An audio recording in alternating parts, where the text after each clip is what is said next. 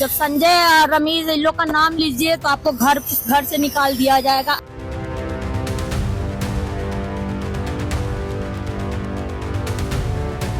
रोहिणी आचार्य लालू प्रसाद यादव की 9 संतानों में से दूसरे नंबर की बेटी है।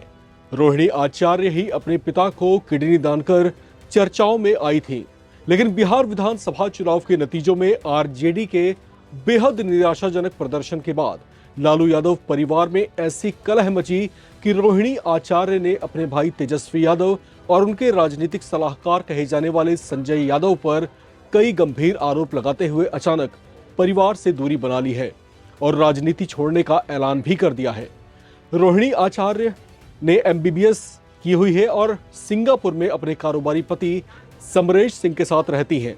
इन दिनों ये कई वजहों से लगातार चर्चाओं में छाई हुई हैं। चलिए जानते हैं लालू प्रसाद यादव और राबड़ी देवी की पुत्री रोहिणी आचार्य की नेटवर्थ, बायोग्राफी, परिवार और लाइफस्टाइल से जुड़ी कुछ खास बातें। नमस्कार, मैं हूं राम विश्वकर्मा, आप देख रहे हैं नवभारत टाइम्स। रोहिणी आचार्य का जन्म 1 जून 1979 को पटना में हुआ था। उन्होंने अपनी शुरुआती शिक्षा पटना से पूरी करने के बाद जमशेदपुर के महात्मा गांधी मेडिकल कॉलेज से मेडिकल की पढ़ाई की और वहां से एमबीबीएस की डिग्री भी हासिल की। हालांकि डॉक्टर बनने के बाद उन्होंने इसे ना तो कभी पेशे के रूप में चुना और ना ही कभी बतौर डॉक्टर प्रैक्टिस की।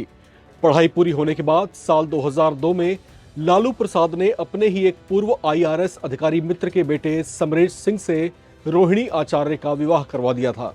समरेश सिंह तब सिंगापुर में आईटी सेक्टर में जॉब किया करते थे और वहीं रहते भी थे।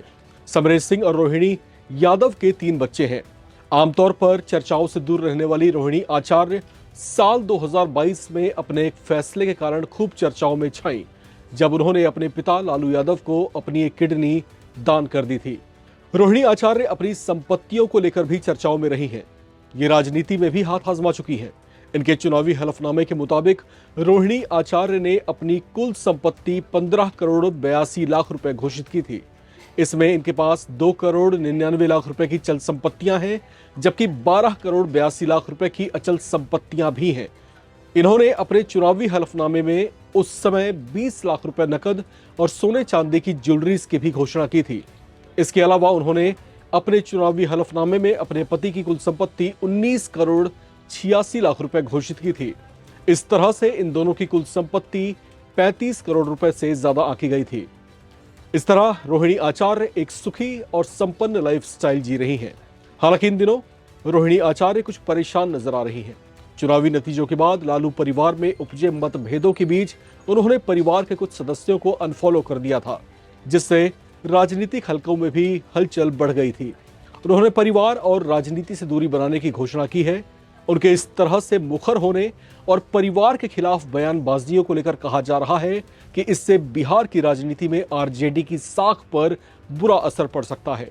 हालांकि इस बीच उनके भाई तेज प्रताप यादव ने जरूर उनका खुलकर समर्थन किया और अपनी बहन का अपमान करने वालों को कड़ा सबक सिखाने की बात कही है। इस खबर में फिलहाल इतना ही। बाकी अपडेट्स के लिए आप बने रहें और देखते रहें नवभारत टाइम्स।